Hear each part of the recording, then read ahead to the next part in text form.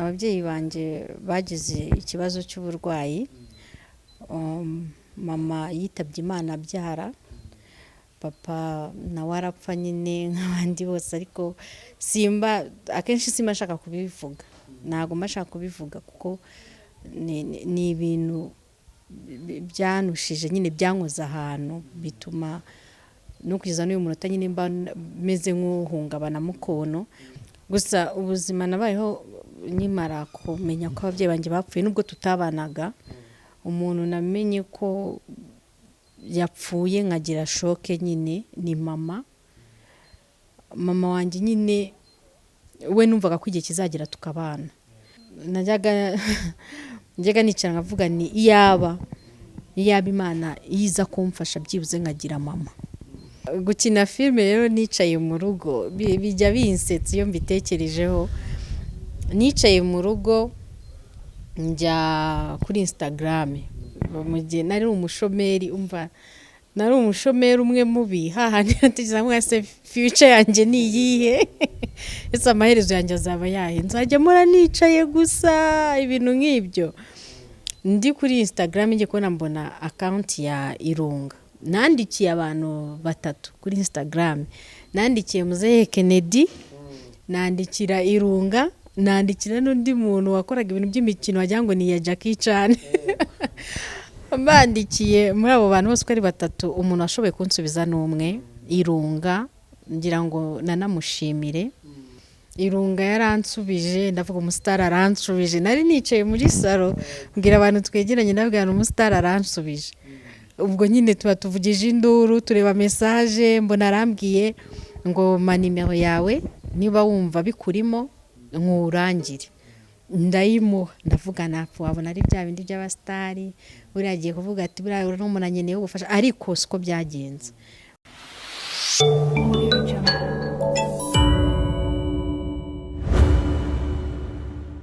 Sinajya ngusuza ukurikiye Mutako TV, nizere ko umeze neza aho uri hose mu bice bigiye bitandukanye. Nongeye kuguha ikaze nyuma y'iminsi mike mumaze iminsi mutatubona cyane, no kubera gahunda ya Guma mu Rugo muri Kigali, kubahiriza amategeko n'ingamba abayobozi bacu badukangurira. Nibyo bya mbere dusura abantu bagiye batandukanye mu bice bigiye bitandukanye, tukabamenya muri rusange. Muri iyi minsi twashatse kumenya ngo ese abastari bacu babayeho bate mu gihe cya Guma mu Rugo mu mujyi wa Kigali. Ese bimeze bite mu ngo zabo, ahantu bari bimeze bite, ese babayeho bate mu buryo busanzwe? Kuri kamera z'Umutako TV murahabona umukobwa mwiza cyane, uyu nguyu arabica bigacika. Nimba utamuzi ubwo ngugo nuze kumbaza, nimba aza kwivuga yivuye nativuga uranamuzi cyane. Niyo mpamvu twavuze tumusure, dufite amakuru menshi kuri we, byinshi tugiye kuganira kuri we. Twavuga ko twari gusenya inkuta zanze gusenyuka, iyo tuzisenya twerekana byinshi bitagaragara neza n'ibigaragara neza, ariko tuba dukeneye ibintu byinshi bigaragara neza kugira ngo isi yose n'abaturarwanda babimenye. Ni subscribe, like, share ndetse na comment ku Mutako TV kugira ngo inkuru zacu zigeze kugeraho buri munsi buri saha. Nitwa Isaka manager akwitanga. Nitwa Imana Salwa, nkaba ndi umukinnyi wa filime. Abantu benshi cyane banzi muri Matayo High School ndi Matrone. Matrice. Oya, maîtresse n'uwigisha, animatrice n'uba ayobora amadiscipline yo mu kigo mu ma interna. Naringize ngo nawe nk'umusitari ntago bizi, niyo mpamvu narimo gusubijemo gutyo kugira ngo tugendane. Hanyuma hari byinshi tugiye kuganira, hari byinshi twagiye twumva ariko tutarabigeraho. Turenge ngo tukubaze bimeze bite muri lockdown mu mujyi wa Kigali, dore ko umujyi wa Kigali utemo abastari benshi bagiye batandukanye. Lockdown yaradutunguye cyane, birakaze kuko muri lockdown urumva n'abastari nabo ni abantu kimwe nk'abandi bose. Kubona ubuzima mu buryo bwo kubaho biratugora, kuko ntabwo tuba twemerewe gusohoka ngo tujye gukina amafilme kuko niyo adutunze. Urumva rero lockdown natwe yatugezemo. Niyo mpamvu twagusuye kugira ngo tumenye uko byifashe, ko nimba twemerera tubwire umudugudu ndetse n'akagari turimo ndetse n'umurenge nimba bishoboka. Aha ngaha turi mu mudugudu wa Rwamara, mu kagari ka Mumena, mu murenge wa Nyamirambo. waba basitari hari umusitari w'umuhanzi ukunda kuvuga ngo ni NYC ni byose kuki aba basitari cyane ariko simbizi ntabwo nzi impamvu Nyamirambo baba abasitari benshi ariko icyo nzi abantu benshi baho bakura nyine bibarimo mu maraso. ati abantu benshi baho b'Inyamirambo bakura cyangwa n'ibibakuriramo byinshi bijyanye n'ubusitani n'ubwamamare bwabo bibakuriramo bitewe n'ahantu uvuka. Burya iyo wavukiye ku matara no kuvukira ahantu hatari amatara biba bitandukanye. Turacyakomeza kuganira mu iki wacu, ariko reka tubanze twifuriza umwaka mushya nubwo turacyari mu kwezi kwa mbere of course. Murakoze. Yego. Umwaka watangiye gute? Duha ishusho y'uko uburyo umwaka watangiye. Urarebye muri 2020 byari ibibazo. Twatangiye guhera mu kwa gatatu turi muri lockdown, turagenda urumva nyine byari ibibazo. Uyu tutangiye tugira ngo ni ibintu byiza kumva ahubwo uyu mwaka niho mubi kurenzo twavuyemo. Urumva ni ibibazo bikomeye. Cyo bimera Muhammad nk'intumwa y'Imana, Imana imuha amahoro n'imigisha, tukemera na Allah subhanahu wa ta'ala ko ushobora byose. Yego. Ibi byose bibaho abasilamu ariya babyita gute? Reka wowe ubivuge ko nanjye ndi umusilamu ndabizi, ariko babyita gute? Ibintu byose tugenda ducamo nyine babyita igeno. Twagusuye twe tumaze igihe kinini twarabuze ahantu ba twaragushakishije, twarakubuze muri rusange, ariko twabashe kukubona. Nkusaba kubonana njye nawe ntago wabyanze. Yego, ntago nabyanga. Ushimire kandi ngo wakoze kuba wemeye ko tugiye kujyana ikiganiro, kandi wamaye n'umwanya kuganira nawe ukava mu byo urimo bifite agaciro n'ibi turimo bifite agaciro, ukabasha kuba hari ibyo ugiye gusangiza abaturarwanda n'isi yose muri rusange. Namwe murakoze gushima. Ubundi tubwire Saruwa ni muntu ki? Twatanga ikiganiro cyacu, yavukiye he, yavutse mu bana bangahe, ndetse unatubwire nimba ababyeyi bawe bose ukibafite. Saruwa ni umudamu, mfite abana 3. Navutse mu 1990 tariki 22 z'ukwa 9. Mvukira ahangaha turi hano muri Rwamara, muri Mumena, ariko iwacu kavukira ushizemo aho papa avuka, naho indangamuntu yanjye yanditse ni Kicukiro mu Gatenga. Nkaba n'ababyeyi ngira, ntago nashoboye kuba nagira ababyeyi banjye bapfuye kera ndi umwana, nakuze nyine nderwa n'isi kimwe nk'abandi bose, ariko ntago byambereye bibi nk'uko umuntu wari wese yabitekereza. Nakuze muri ubwo bupfubyi, ariko ngira ubufasha buturutse ku bavandimwe ba mama. Nyuma nko muri 2007, narumva 2007 nafite imyaka 17, nibwo nibarutse umwana wanjye wa mbere. Tukiri aho ngaho turacyagena na tapi pari tapi. Wavukiye mu bana bangahe? Navutse turi abana 3. Ndi uwa mbere. Koze uri imfura, niyo mpamvu ubahiriza gahunda. Bose baracyariho? Yego, bose bariho. Batuye mu murenge utuyemo? Oya, babiri baba Uganda, ariko nibivuze ko ariho bakuriye. Twaravukanye ubuzima nyine bo bubohereza Uganda, abankurikira niho batuye. Turacyari aho ngaho, noneho tugarutse ku babyeyi bawe, ko n'impamvu twaje kugusura nuko ufite amateka menshi. Twihanganire ntuze kugira emotion, tuze kuganira tugaruka cyane cyane twita ku babyeyi bawe. Ikindi kintu turaza no kugaruka ku bwamamare bwawe, zo kutubwira n'urugendo rwawe kugira ngo ube umusitari, ariko bavuze ko wabyirutse utabona ababyeyi bawe. Igihugu cyagize ingaruka nyinshi zitandukanye. Ese ingaruka zabaye ku gihugu ndetse no ku banyarwanda muri rusange nizo zatumye ubura ababyeyi, cyangwa habayeho ikibazo wenda cy'uburwayi n'ibindi bitandukanye? oya ababyeyi banjye bagize ikibazo cy'uburwayi.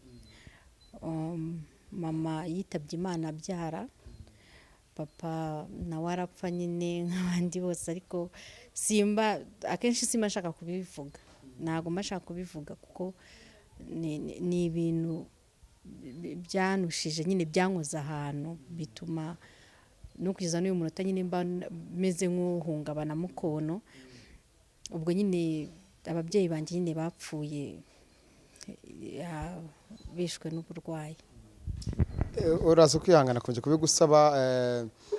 Birumvikana wabayeho mu buzima bugiye butandukanye, niyo mpamvu dusura abantu bagiye batandukanye mu bice bigiye bitandukanye nyine kugira ngo ubutumwa bwawe utanga bukomeza benshi bagenzi bawe na benshi bafite ibibazo bigiye bitandukanye.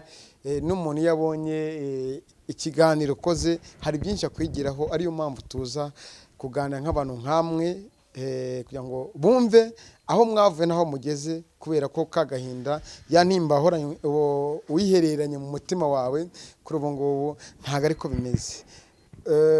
Kuvuka ugasanga ababyeyi bawe batariho, hariho umwe mu mwaka utugereranyije. Ntabwo navutse nsanga batariho, ahubwo naravutse ndakura. Ni ukuvuga ngo mama yapfuye mfite imyaka hafi 8, papa yapfuye ndimwo mu myaka 4. Birumvikana umwana w'imyaka 8 abaza ubwenge, ariko nta bwenge bahagije aba afite. Oya ntabwo, ariko narabimenye ko mama yapfuye kuko nagiye no kumushyingura. Ndumva nawe mfite ubwenge nyine bushaka kumbwira ngo ubu ngubu umubyeyi nawe ukifite. Ndizera ko muri icyo gihe ari wowe muntu washyize itaka bwa mbere wenda mu kumusezeraho. Oya twebwe mu basilamu se nubizi, mu basilamu abadamu ntabwo bajya gushyingura, hagenda abagabo. Rero mama ntabwo nigeze ngiye muherekeza yapfuye, ariko nari ndi mu kiriyo cye. Ubwo ni ukuvuga ko mama wawe niwe mwabanye igihe kinini cyane kurenza papa wawe. Mu babyeyi banjye nta n'umwe nabanye nawe, ntabwo nigeze ngirirwa umugisha wo kubana nabo. Nagiye mu kiriyo cye ariko sinigeze njya gushyingura, ntabwo nigeze mbana nawe. Iyo uvuze ngo ntabwo nigeze mbana n'ababyeyi banjye, ushatse kuvuga iki? Hari impamvu nyine ababyeyi bashobora kugira zishobora kubatandukanya, bikaba ngombwa yuko mama abukwe na papa akabukwe. Izo mpamvu nizo nge nazi, kuko urumva bapfuye ndi umwana, nanjye nakuze nisanga mba kwa sogokuru. Yego. Abadukurikiye umwanya ni uwanyu kwandika muri komanteri, hari byinshi mugomba kugenda mwumva mu bantu tugenda tuganiriza. Inyunganizi n'inkunga ushaka kumutera mu bitekerezo n'ibindi bigiye bisa bitandukanye bayamutera. Ubwo bamajije gupfa wari ufite imyaka 8, dusangiza ubuzima wabayemo ufite umwaka 8, noneho ubayeho wenyine uri mu nshuti n'abavandimwe, niko wari ubayeho ute? Gusa ubuzima nabayeho nimara kumenya ko ababyeyi banjye bapfuye, nubwo tutabanaga, umuntu namenye ko yapfuye nkagira shoke nyine ni mama. Mama wanjye nyine we numvaga ko igihe kizagera tukabana, ntabwo numvaga ko hari igihe kizagera agapfa. Ntabwo nigeze mbaho ubuzima bwiza icyo gihe ndi umwana. Najyaga nicara nkavuga ni iyaba Imana iza kumfasha byibuze nkagira mama, kuko burya niyo umubyeyi wawe yaba ahari, ariko niyo yaba ari umusazi, ariko uzi ngo arahari, uba ufite icyizere cy'uko hari igihe kizagera agakira. Ariko iyo ubonye umubyeyi wawe bamutwaye bakajya kumushyingura, wicara uvuga ati isaha n'isaha byibuze wenda Imana izamunyereka mu nzozi, cyangwa se wenda hari igihe azaza nyiyereke. Iyo uri nk'umwana najyaga nicara, njye sinabwo nari nzi yuko iyo umuntu apfuye agenda agiye, nari nzi yuko byibuze hari igihe kizagera mama wanjye akaza nkamubona. Nicaraga numva ko nzamureba gutya n'amaso, nkavuga ni wenda nanjye nkamwita mama, ariko ntibyashobotse. Nta nubwo nigeze mbona umuntu wamusimbura. narakuze ngera mu wa gatandatu pirimeri, ariko haje kuza mukuru wa mama aragoboka, numva nabaga kwa sogokuru, mukuru wa mama ntwara niga mu wa gatatu pirimeri, arahagoboka nyine aramfata njyayo kubayo. Yari umumama nawe afite umuryango, afite abagomba kwitaho, afite abana, ariko nyine nawe urabyumva. Nagombaga kubaho uko byari bugenda uko ariko kose, wenda niwe byari buce mu maboko, niwe wandeze no kugeza n'uyu munota. Iyo naburaniwe niwe mbwira.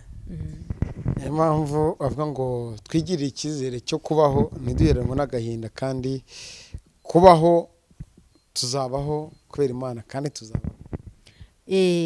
Imana nyine ifata umuntu wera ukiri muto uri imfubyi ikagufasha ukarinda ugera mu myaka 30. Ubwo ikigaragara ni kimwe, nuko iba yasigaye ihakubereye nk'umubyeyi. Ubwo guhera ku myaka 8 wari ufite wabanye na mama wawe mutoya, mama mudogo? Oya, nabaye no kwa nyogokuru. Nuko mama wanjye yapfuye mba kwa nyogokuru, kwa mama wa papa. Rero niho nagumye ndiga, ngeze mu wa gatatu pirimeri, mukuru wa mama aza kumfata. Mukuru wa mama nari mfite, kuko mama yapfuye niga mu wa kabiri, n'ubundi nari ngiye mu wa gatatu. Yantwaye mfite imyaka 9. Guhera ku myaka 9 ubana nawe, waje kuvayo utandukana nawe, kubana nawe muri nk'urugero mwabanye nk'igihe kingana iki? Wavuye ufite imyaka ingahe? Nabanye na mukuru wa mama mfite imyaka 9. Mukuru wa mama rero nubwo naje kuviwe, nahavuye kuko nari nwite mbyaye, nza kwa musaza wa mama, niwe twabanaga hano nyine muri bino bice. Mukuru wa mama twatandukanye mfite imyaka 16, ariko twatandukanye mu rwego rw'uko nari mbyaye, kuko mu buzima busanzwe ni nkaho twagumanye, kuko niwe kugeza n'uyu munota niwe mama. Ubwo wenda usangije abadukurikiye ku Mutako TV, wabyaye ufite nk'imyaka ingahe? Nabyaye mfite imyaka 17, nari ndafi kuzuza imyaka 17. Ako ni nkaho nyine ngo akundi bavuga ngo 27, ariko ndi hafi kuzuza imyaka 17. Ibintu wakoze wenda tugereranyije wari wabiteguye, cyangwa ni kwa kundi abantu bakina iby'abana ugashiduka nyine hajemo ibisubizo? Kuko ntabwo nabyita ibibazo, kuko iyo umuntu abyaye ntabwo akwita ibibazo umuntu yabyaye. Byaje wabiteguye cyo ni ibintu byakubayeho gutyo? Ibintu byambayeho ntabwo nabiteguye, byabaye icyo gihe byari ibibazo, ariko ubu nyine ni ibisubizo kuri njye. Yego, turabyumvisha aho ngaho, n'abadukurikiye barakomeza bandika muri commentaire batubwira. Dusangize rero, wari imfura afite imyaka 8 mu kubura ababyeyi bawe, barumuna bawe noneho bagukurikiraga icyo gihe babaga he? Ko wari kwa nyogokuru ukava ujya kwa mama wawe mutoya? Barumuna banje nabo babaga hano i Nyamirambo, kwa bashangazi. Umuntu udashobora kumva shangazi, ko ndabizi neza iyo uvuze shangazi mu Bisilamu tumenya uwo ari we. Shangazi ni abari mushiki wa papa wawe? Yego. Ubwo ugereranyije bavuye kwa shangazi ufite nk'imyaka ingahe? Bavuyeyo bagiye kubayo bafite nk'imyaka ingahe? Wari ufite imyaka 8. Ubwo wenda uratubwira ati wenda ubu bucura afite imyaka 4, wenda ukurikira imfura ubuheta. Ubwo ni imfura ubuheta ubuheture n'ubuheta bafite imyaka ingahe? ni ukuvuga ngo mama apfa nawe mfite 8, unkurikira yari afite imyaka 5, umutoya kuri we yari afite imyaka 2 hafi n'igice, afite 3 gutyo. ni ukwihangana kuko ntabwo biba byoroshye. Ubu ngubu barakuze n'abakobwa bose? Umwe ni umukobwa, undi ni umuhungu. Ugereranyije bose ubu bafite nk'imyaka ingahe? Ngereranyije murumuna wanjye afite nk'imyaka 20 gutyo, hafi ni 76. Yego, umusaza wanjye we afite nko muri 22 gutyo urebye. icyizere cyo kubaho urumva ko bakibayeho ahantu bari muri famiye. Oya, murumuna wanjye ari mariye, abana na musaza wanjye. Barabana bose. Yego. Bagiye Bugande bakurikiye bande? Murumuna wanjye yagiye Uganda yimariye. Urumva ni za starago z'ubuzima ubwo byari binyuzemo kugira ngo twereke ko nta mpamvu zo guharanwa n'agahinda no kwiheba kuko Imana ibihari. Ndabeshya se? Yego, Imana ibihari. Ugereranije amateka yo wanyuzemo na barumuna bawe ukumva ko umuntu yakora starago akajya mu kindi gihugu akibeshaho ndetse akabeshaho na musaza we cyangwa n'umuvandimwe we, urumva ko ibyo bintu ni Imana ntabwo ari we ku giti cye. Yego, ntabwo ari we ku giti cye kuko urumva kubaho nta mubyeyi kandi uri na mutoya, ukamenya kwiga, kugira education nziza, ukamenya kuvuga ati nimirwa nzafasha n'umuvandimwe wanjye kugeza igihe azashakira, urumva nyine ni Imana. Dusangize noneho ubu ngubu wenda turaziranye nawe ariko ntago ari cyane. Ngenda nakubona nari nzi ko hari ahantu yaga nkunda kukubona nkavuga ati hara ni iwabo, ni kwa papa na mama, numva ko rero iwanyu urumva na feelingagamo ko ari iwanyu, ko nabonyeho ubuzima nakubonyemo nk'imyaka 10 nakubonyemo ubuzima wenda ubona bushimishije. Yego, nawe ujya nkunda kukubona mufana. ahantu wakundaga kumbona ni kwa musaza wa mama. Ni kwa musaza wa mama, nari mbayeho neza nibyo kandi ni n'umubyeyi kuri njye, urumva sinagira amahirwe yo kugira papa nubwo yari musaza wa mama, ariko yakoze role yo kuba papa.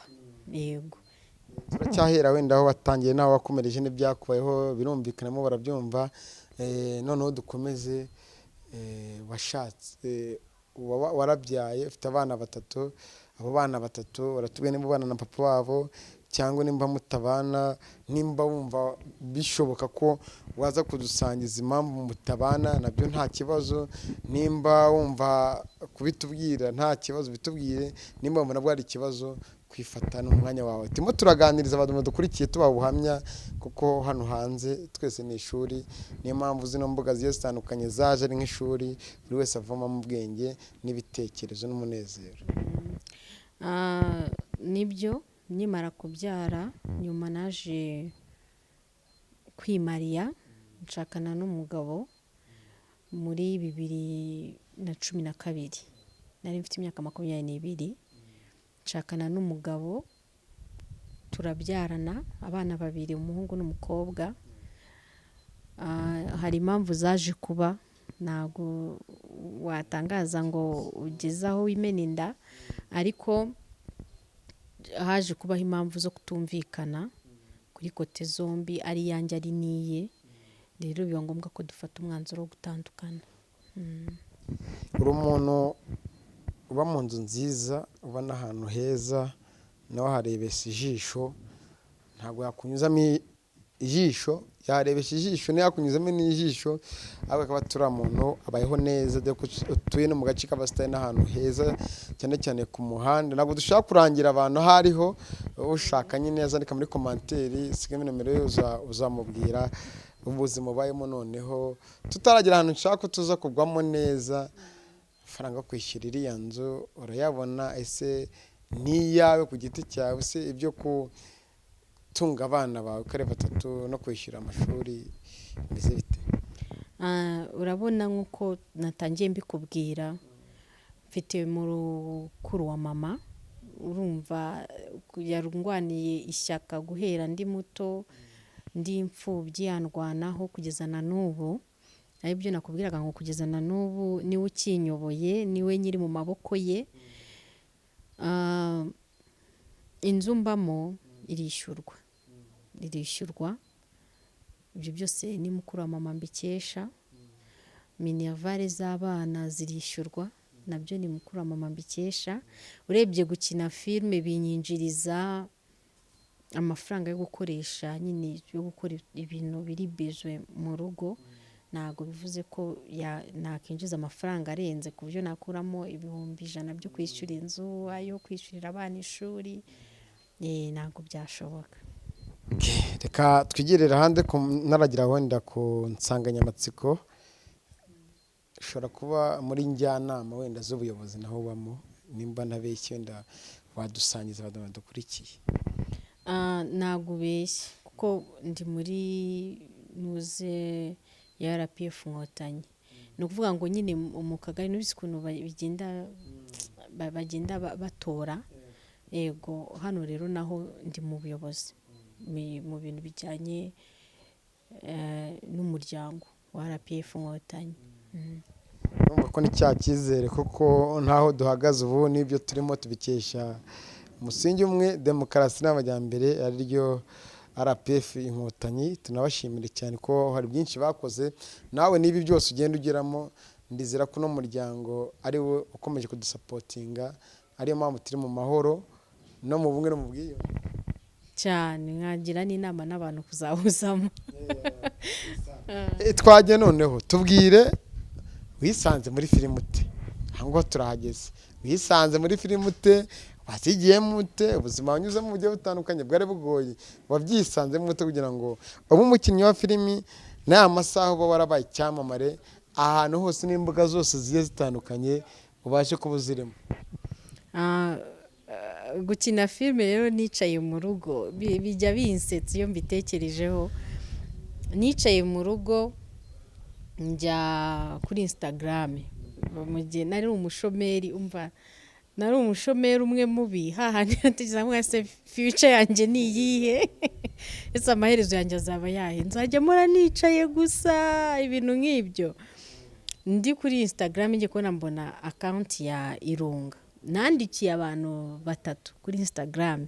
Nandikiye Muzehe Kennedy, nandikira Irunga, nandikira n'undi muntu wakoraga ibintu by'imikino wagira ngo ni ya Jackie Chan.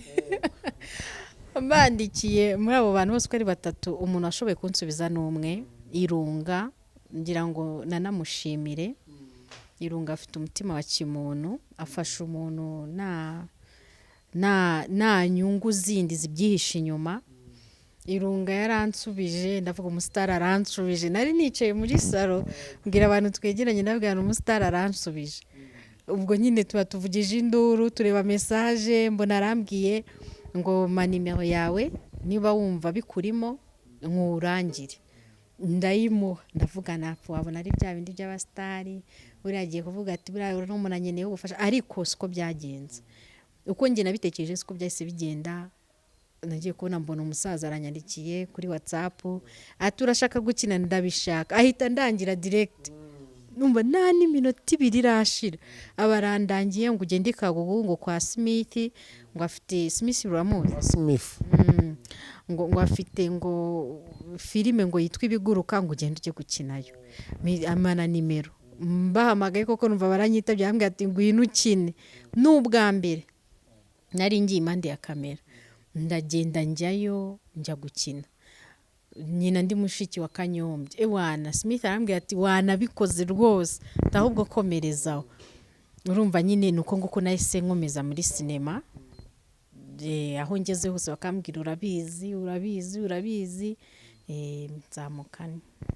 Ubu ngubu wanyuze muri filime zitandukanye, wanyuze muri Stimedi, ariko naho barakuzi cyane, barabara amateleviziyo agiye atandukanye ndetse na televiziyo y'igihugu bajya bakubonamo. Ubu ngubu baracyakinamo? Bambonyemo ndi gusohorana na mu nzu, bongera kumbonamo. Ako kantu naragakinnye abantu bose nyine ahantu hose ngeze.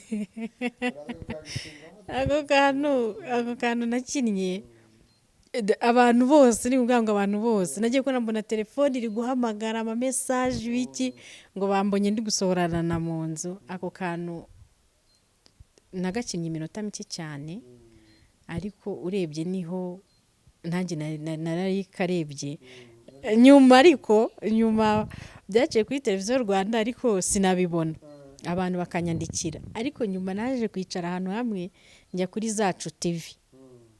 ndeba agapariti nakinnyemo ndavuga se ni njye wahakinnye cyangwa se nyine nkabona ko nabikinnye neza. Nongera kugaruka muri Stimedi ndi inshuti y'umudamu ukinamo yitwa Mama Keza, mu buzima busanzwe yitwa Yvette, ukina ari habara rya onkle wa Nick. Yego ngarukamo nitwa Mama Gogo. Ubwo nyine nibwo bari bamaye izina, ubwo sinzi niba bazongera kumpamagara. Urumva ko wabikoze neza, ariko wenda tukiri aho urumva ko kagushimishije, nawe narakabonye karanshimisha, ariko abakunzi b'Umutako TV iyo barebye ibiganiro byacu bakunda guseka cyane, nta kuntu bakanyuzamo nk'umwakiteri mwiza bakareba koko ese arashoboye ntago ashoboye. Ngenda bizi ko ushoboye, n'abantu benshi dukwikibaza ko ushoboye, ariko ukubonye bwa mbere akeneye byinshi kuri wowe, cyangwa no kugira icyizere ko nawe ashobora kuzava aho wavuye akagera aho ugeze, yajya no muri filime akabona wenda nimba bati ntabwo byakunda ko byazana. Nyine vuga action mbese nyine cyajya umusohora mu nzu tu aho watangira umusohora mu nzu batinga nyine yasura wakoresheje umusohora mu nzu, ubwo n'uwo wari nyine kwa kundi wari ufite uwo ubwira n'undi akagusura. Umva nkubwire washyano, ndakubwiye ngo ndakwiyamye n'uwundi munsi mwiyame ku mugabo wanjye, ndavuze ngo hita usohoka vuba iri shyano ko ritari gufungura urugi. Umva nkubwire, ndavuze ngo fungura, gira vuba vuba. Iri shyano ko ritari muri rafungura urugi, gira ririya shyano ariko ni umugore wari usanze mu nzu. Nari ngiye kumusohora mu nzu, abakodesha mu nzu aryamana n'umugabo wanjye kugira ngo aturemo ku buntu. Rero nkajyayo namurakariye, nyine ngiye kumusohora, ngiye mwisohorere mu nzu. Urumva wagiye n'uburakari uramusohora, arasohoka cyangwa ntiyasohotse? Yarasohotse ndanamukubita n'umugabo we harya ni Nick, na Nick nawe ndamukubita ndabaga musohoke mugende.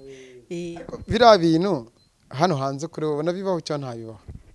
Bizera ko filimi mukora hari inyigisho nyinshi zirimo, hari hanze urebye nk'umuntu mukuru imyaka 30 ntabwo ari mikeya, ubona bibaho cyangwa ntabwo bibaho? Mu buzima busanzwe ni ibintu bibaho, kuko film byunganira ubuzima busanzwe. Abantu baba babikina kugira ngo bibere isomo bagenzi bacu, nyine bibahe no kwirinda. Ko biriya filime zirigisha, ushobora kuba ukora akantu wabona muri filime kagize ingaruka ku muntu ugatugatirika nkareke. Tuve aho ngaho, wisanze gute muri Matayo High School? Wisanzemo gute uvuye muri Stimedi?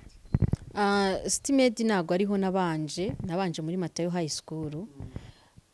Muri Matayo High School rero twajyaga tuhora tugenda muri Lady Blue Jade turi gupanga imishinga ya filime. Ejo tukajyayo bikanga, ejo bundi tukajyayo bikanga, nyine wenda bari bafite abantu babigira nabi. Nyuma rero tuza kwicara turaganira, dusanga twakora filime zijyanye na high school. Rero twaje kubikora tubona biciyemo, twatangiye tuzi ko bitazakora, ariko nyuma tubona birakunze. Byarakunze. Ubutumwa wageneraga abana b'abanyeshuri muri icyo gihe, tubwireho n'abanyeshuri ugenera ubutumwa bari mu mago yabo muri kino gihe cya lockdown, mu gihe umujyi wa Kigali wose uri mu mago, n'abantu ugenera ubutumwa bakiri mu mashuri, abana bo mu ntara bo batangiye no kwiga. Matayo High School yigisha abana uburyo bwo kugira discipline, cyane cyane abana baba mu ma-interna, kuko twayikinnye mu rwego rwo imeze nka filime yigisha abantu baba mu ma-interna. Abana baba mu ma-interna bajye bagerageza nyine bumvira abanimatrice babo, abametroni babo, kuko akenshi muri la filime bafitemo utwana tunsuzugura, uba yitwa Swala, ansuzugura kubi kuko ari naho twakinanye, nkajya mvuga ntuzi ko wagira ngo koko njye nawe hari ibintu dupfa. Bivuge ngo abana nyine bakagombye kumvira, cyane cyane bagakora n'amayetide, kuko ubuzima bwabo barimo kuri uno munota bari gucamo nibwo buzabubakira ejo hazaza. Rero nibatitonda ngo bagendere ku byo ikigo kibasaba, ushobora kuzasanga ugize ubuzima bubi kandi ari we wabwiteye. muri ubu buzima ibintu tubamo, ibyo dukora mu butoya nibyo dusarura dukoze. Rero nabagira inama yo kurwana ku ejo hazaza habo kugira ngo habene heza. Abari mu ngo zabo nibige bagabanye kujya gufatisha amafilime ku mafurashi. Kujya kwirirwa ahantu babaninga bagiye kureba baba disike bana bo ku muhanda bicaye. Nibige kuko bahorayo, abonzi nyine ngiye bahorayo. Nibarekere bagende bajye gusoma ibitabo, bige, bagerageze gufasha ababyeyi turimo dukeya, bagerageze icyo koze basoma ibitabo cyane, kuko nubwo turi gutya muri lockdown, ariko ejo n'ejo bundi se nibafungura ntabwo bazajya gusubiza amafilime ya ba Jetiri, bazasubiza ibyo basomye mu bitabo. Nkawe mubyeyi ugiye kuvugira ababyeyi muri rusange, cyane cyane abamama, uruhare rwabo ni uruhe muri ibi bihe bya lockdown? Mu rugo bakwiye gukora izihe nshingano ku bana babo? Urabona uburere bwinshi cyane umwana bukura kuri nyina, nubwo na papa baba bafiteho uruhare, ariko ushobora gusanga 90% biva kuri nyina. Rero bagerageze batoza abana gukora amayitide mu rugo, bakora amayitide kandi banabacunge cyane ntibakarenga inzugi. Yego Saruwa, turashoje. Niki wabwira umuntu wese wifuza kujya mu mafilimi? Ese akamaro filimi tukiri aho ngaho, tubwire akamaro filimi kumariye nakaye muri iki gihe wayikinnyemo, ukaba uri umusitari, ukaba wabaza n'umuntu nk'uko twagiye tubaza tukanaka abahehe ngo wundi ukina amafilimi, bajya batuyobora nyine ahantu ba urumva ko uwubatse izina. Inyungu wakuyemo ni iyihe? Ese ushaka kuyijyamo uramugiye inama duhite dusoza dore ko n'imvura iguye. Muri filime inyungu nakuyemo ni ukumenyekana. Buriyo wamenyekanye gukorera amafaranga biroroha. Ikindi nakuyemo inshuti. Buriya muri filime nibo bantu ba mbere bagira ubushuti butandukanye n'ubw'abandi bantu. Barubahana, barakundana, barangirana ibiraka. Nanabashimira abakinnyi bose ba filime pe bo mu Rwanda, bagirirana urukundo. Ushaka kuzazamo namugira inama yo kuzashaka RAW, federation, ibintu by'amafederation biyobora abakinnyi b'amafilme. Ngewe ndi muri RAW, ubwo nyine uzabikenerwa azajya kuri Instagram yanjye anyandikire. Tubwira amazina yawe kuri Instagram. Kuri Instagram nitwa Uwimana Salo. Azabana umukobwa mwiza cyane, umumama mwiza cyane, kugira umutima mwiza. Murakoze. Yego. Hari abantu bajya muri filimi bakurikiyemo kuba abasitari gusa, cyane cyane abana bakiri bato mu myaka 18 kuzamura, barabizamo cyane bashaka ngo kuba abasitari. Amasogonda makeya bababwira. Courage. Nabwira ngo courage, nibacika intege, ariko sinonaha ntago nonaha bahita baba abasitari, kuko natwe twarahanganye, ariko nyine nababwira ngo courage. Saruwa, turashoje. Reka tugushimire, nitugera twanya gukenda tuzagusura, kandi tukuvuye ngo komera, Allah ari kumwe nawe. Ibyiza ni byose waciyemo, nibyo uzacamo, n'ibiri imbere yawe ni byiza, ariko ibyiza twifuriza ni amahoro n'amahirwe no gutera imbere, ukajya ubona icyo utunga umuryango wawe, abana bawe. Kandi tukomeza uwo mubyeyi nimba areba kino kiganiro, tumushimire cyane, turamushimiye cyane, akomeza gufashe n'abandi muri rusange. N'ubundi wese wabonye ikiganiro cyacu cyane kugufasha, inomero ze azandikemo, cyangwa na Instagram yawe yitwa Uwimana Saruwa, wandika usiga nimero ye yawe nawe azagusubiza. Ko tugushimiye cyane, wakoze. Namwe murakoze. Mwakoze namwe mwese mwadukurikiye ku Mutako TV. Subscribe, like, share and comment. Ni Isiaka Manager. Tubashimire cyane, kandi nyamuneka mwirinde COVID-19, mugume mu rugo. Icyumweru kimwe cyo gisigaye tukamenya ko baratwongeza ibindi cyangwa turakomeza. Subscribe, like, share and comment. Ciao ciao.